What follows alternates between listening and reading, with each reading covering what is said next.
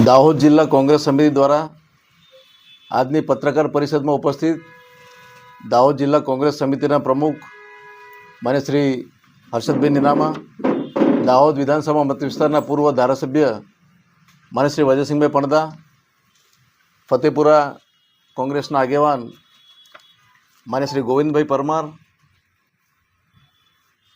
ગરબડા તાલુકાના પૂર્વ આદિજાતિ વિભાગ કોંગ્રેસ પાર્ટીના ચેરમેન ભાઈ શ્રી કાલુભાઈ ભુરિયા, મુકેશભાઈ રાઠોડ ગરબડા તાલુકા પ્રમુખ, પર્વતભાઈ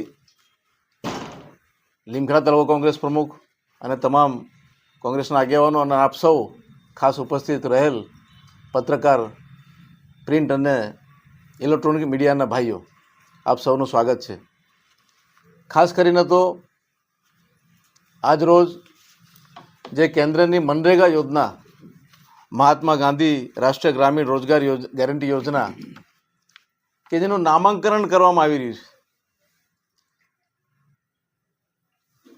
હવે જે હમણાં લોકોની જરૂરિયાત છે, મૂળ તો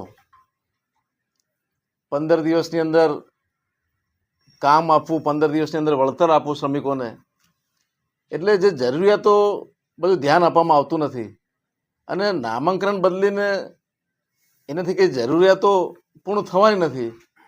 એટલે એ બાબતે આજે આપ સૌને અહીંયા આમંત્ર્યા છે. હું એક બે ઉદાહરણ પણ તમને આપીશ. હાલમાં લીમખેડા તાલુકામાં ગરીબ નાગરિકોના ખેતરમાં 660 જેટલા નવીન કૂવાની કામગીરી ચાલી રહી છે.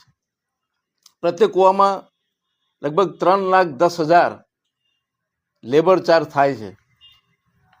લગભગ 4200 જેટલા શ્રમિકો આ 660 કૂવાથી રોજગારી મેળવી રહ્યા છે.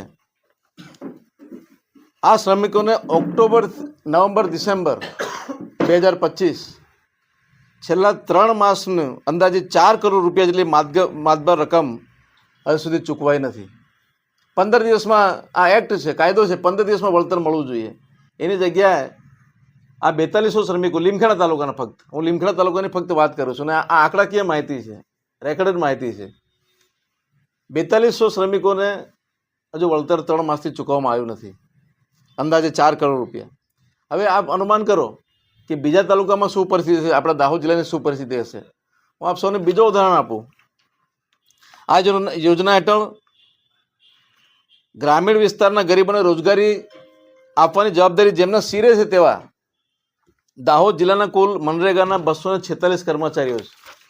એમાં MIS છે, ટેકનિકલ આસિસ્ટન્ટ છે, એકાઉન્ટન્ટ છે, APOs છે, AWM છે, GRS છે.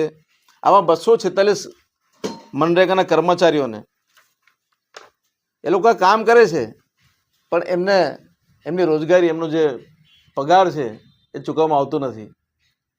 દાહોદ જિલ્લાનો હું આંકડો આપું તમને. છેલ્લા 3 માસ, ઓક્ટોબર, નવેમ્બર, ડિસેમ્બર 2025, આ 3 માસનો હજુ એમને પગાર નથી ચૂકવાયો. અંદાજે રકમ થાય છે 1,93,42,000 રૂપિયા. એ હજુ આ કર્મચારીઓને ચૂકવાયો નથી, જેના કારણે આ કર્મચારીઓના પરિવારનું જીવન નિર્વાહ મુશ્કેલ બન્યું છે.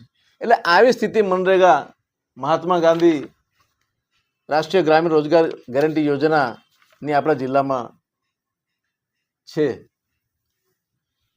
તો જો નામાંકન કરવાથી જો થતું હોય તો આ બધું કેમ બાકી રહે છે?